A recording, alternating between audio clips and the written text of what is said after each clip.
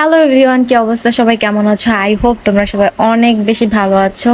অনেক বছর পর, অনেক দিন পর ব্লগ ভিডিও আপ করতেছি। আসলে এই কয়দিন 3 মাস ধরে এত বেশি ব্যস্ত ছিলাম, আর দেশের একটা যা অবস্থা হয়েছিল তার কারণে না কোনো কিছুই ভালো লাগতেছিল না, আর প্রচুর পরিমাণে ব্যস্ত ছিলাম, তাই কোনো ভিডিওই আপ দেওয়া হয় নাই। তো যাই হোক, ওই দিন আমরা ট্যুরে গেছিলাম আমাদের অ্যানেস্টেটিয়া থেকে সবাই। তো ভাবলাম ছোটখাটো একটা ব্লগ করাই যায়। সকাল সকাল আমরা সবাই এসে পড়ি আমাদের ইনস্টিটিউটে, দেন এখান থেকে বাস আমাদের 7:30-এ ছেড়ে দেয়।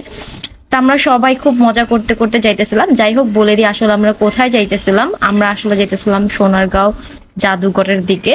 অ্যানেস্টেটিয়া থেকে আমরা ডিরেক্ট এসে পড়ি আগারগাঁও হেড অফিসে। এখানে আমরা সবাই স্টুডেন্টরা সিরিয়াল ওয়াইজ দাঁড়া থাকি আমাদের পর্যটনের যে চেয়ারম্যান তাকে ওয়েলকাম করার জন্য। তো তাকে ওয়েলকাম করে আবার আমরা আমাদের গন্তব্যের দিকে রওনা দিই। এর মধ্যে আমাদের সকালে নাস্তা দিয়ে দেওয়া হয়। সকালে নাস্তায় ছিল পানি, একটা কেক আর হচ্ছে প্যাটিস। যাই হোক, এগুলা খেয়ে তারপর আমরা সবাই খুবই মজা করতে করতে যাইতেছিলাম, গান গাইতেছিলাম, সবাই গল্প করতেছিলাম। দেন ফাইনালি আমরা এসে পড়ি সোনারগাঁওতে।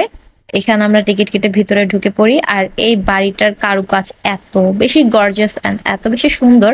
যাই হোক, এটা বহু বছর আগের বাড়ি, কিন্তু এখনো বেশ সুন্দর। তারপর আমরা ওইখান থেকে মিউজিয়ামে চলে আসি। এখানে আমরা সবাই ঘুরে ঘুরে দেখতেছিলাম, যদিও এখানে আমার আসা হয়েছে এর আগে 2বার, বাট ফ্রেন্ডরা মিলে সবাই আসছি এই কারণে আবার আসা।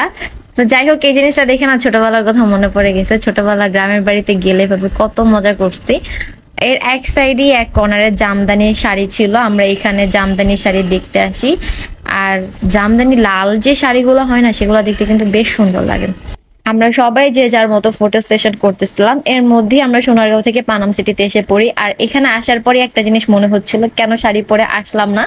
এমন একটা অ্যাস্থেটিক প্লেসে শাড়ি পরে যদি ছবি না তুলি তাহলে আর কি করলাম। যাই হোক, নেক্সট যদি আবার যাওয়া হয় তখন আমি অবশ্যই শাড়ি পরে যাব। আর এর মধ্যে আমরা দুপুরের দিকে বাসার জন্য রওনা দিয়ে দিলাম। গাড়ির মধ্যে আমাদের খাবার দিয়ে দেওয়া হয়।